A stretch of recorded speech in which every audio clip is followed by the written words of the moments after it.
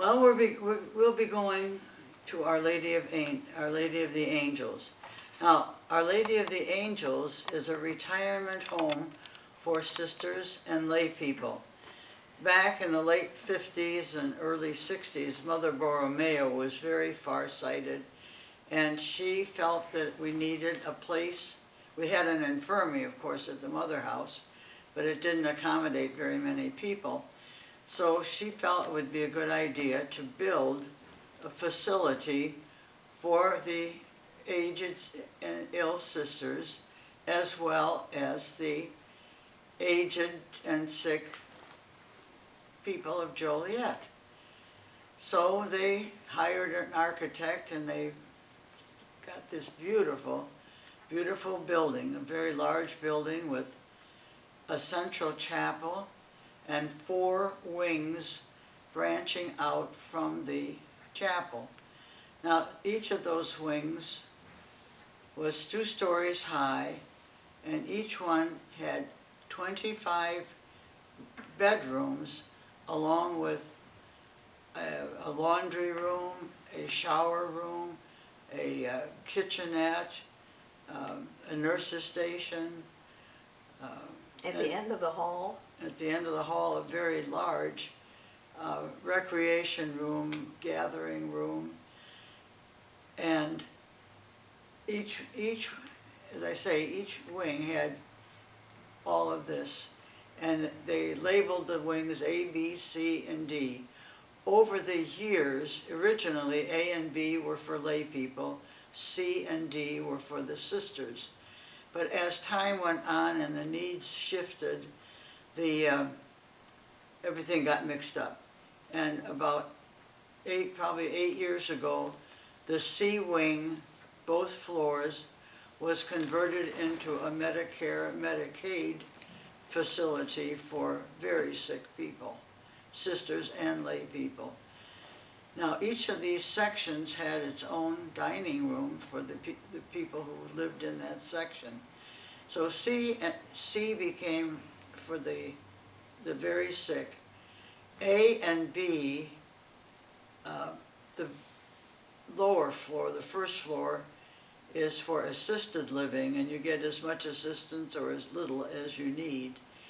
And D wing eventually became, well, the second floor is not in use at the present time, because they have to get rid of some asbestos, and that's rather costly. But the D wing, first floor, they converted into, I think what they did was take 2 of the rooms, take the wall down between them, and make small apartments with a bedroom area and a living quarters area. And in one corner of the room, they put in a very small kitchen with a sink, a microwave oven, and a refrigerator, and a couple of burners for a stove, and a little place to put a small table. Now, that is for individuals or couples that are living independently. The other B2 and A2 and B2 are both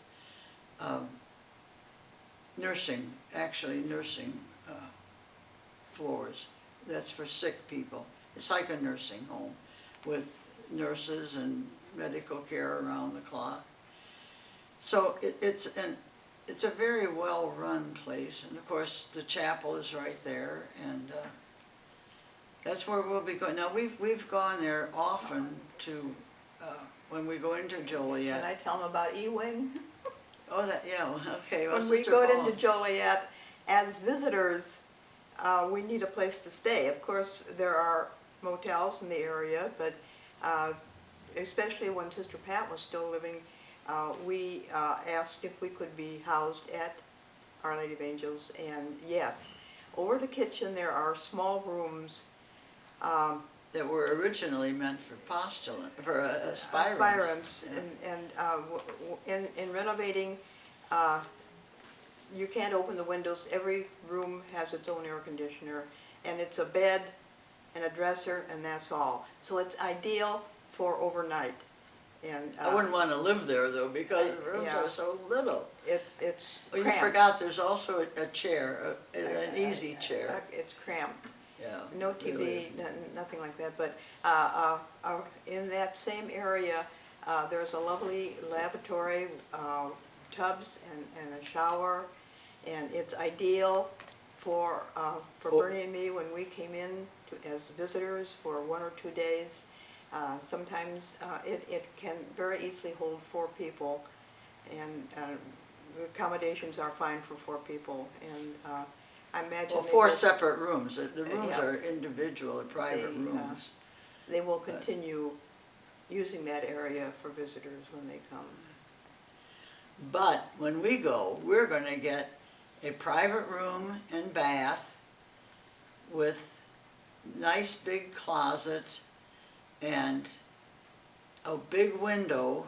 Actually, I think there are 2 windows in each room. And the facilities are wonderful, just great.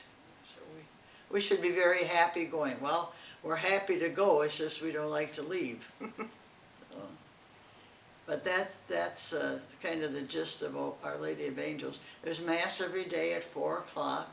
The meals are staggered, so you don't all have to go at the same time. You can go to breakfast anytime between 7 and 8:30. Dinner at noon is anytime from 11 to 12:30, and supper anytime from 5 to 6:30 in a big, airy dining room. It's cafeteria style. And there's a dining room for the people in wheelchairs. That's separate from our, Well, it's up on 2nd floor. yeah, and it's lay and religious. So we can sit down and talk with anyone in the facility and become acquainted that way. And the lay people like that too, because they have contact with the sisters.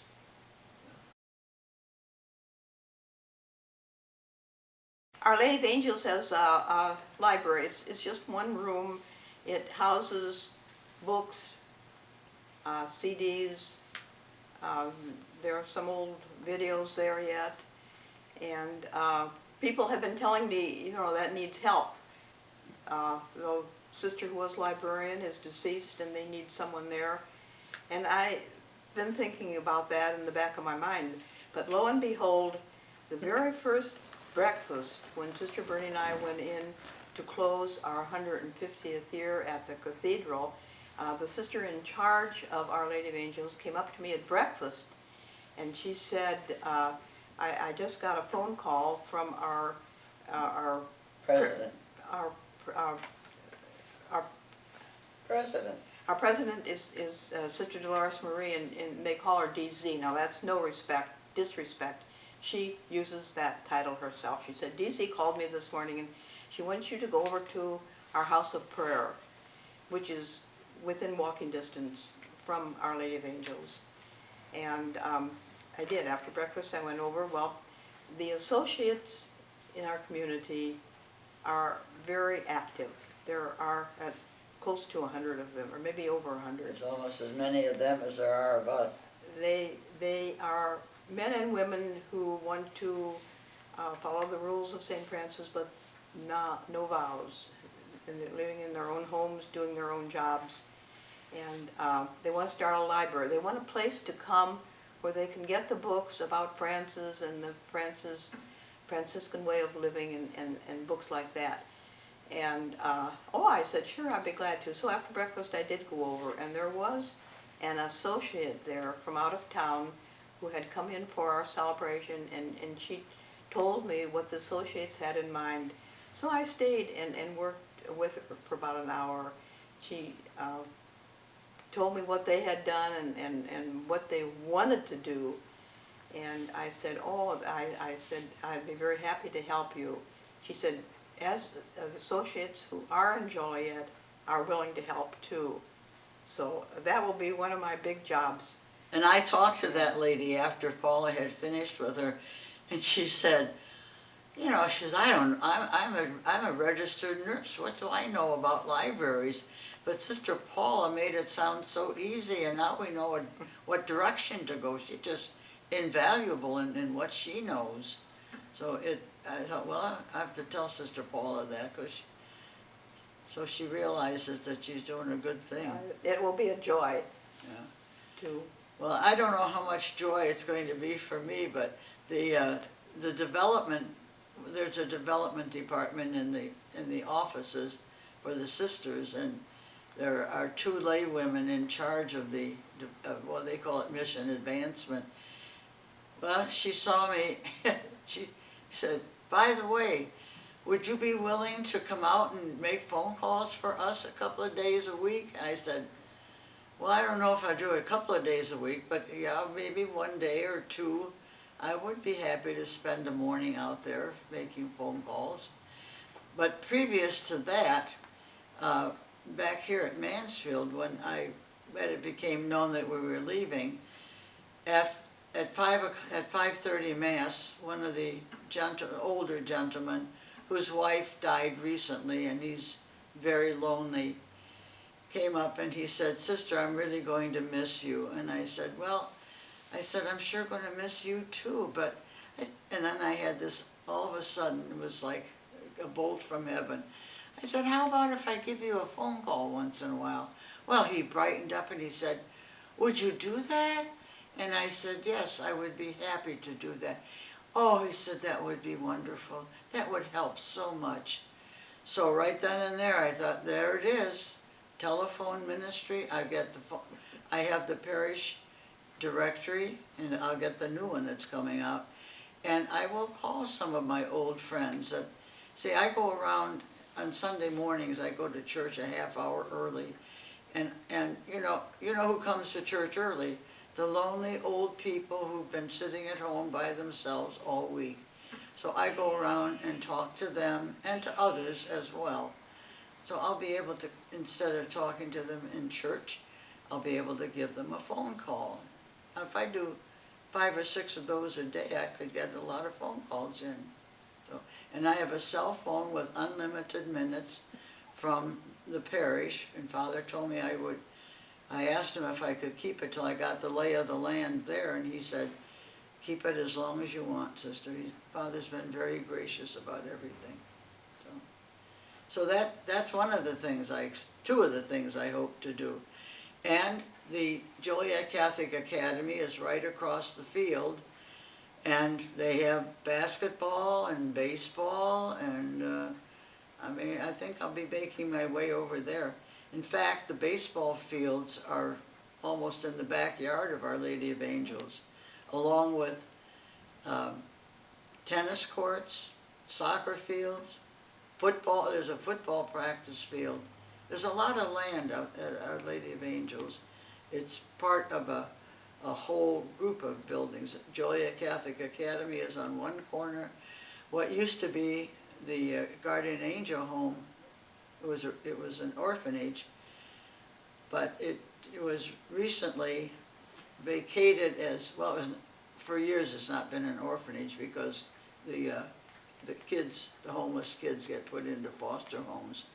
But the building became available, and the University of St. Francis has purchased it and is now converting it into the University of St. Francis School of Nursing.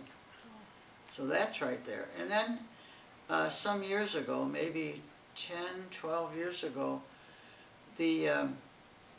all the land to the north of the building of Our Lady of the Angels became the village, St. Francis Village.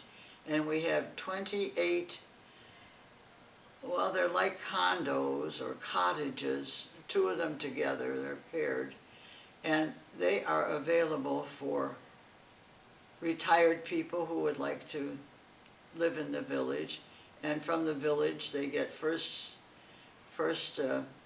dibs on getting into Our Lady of Angels when it's filled.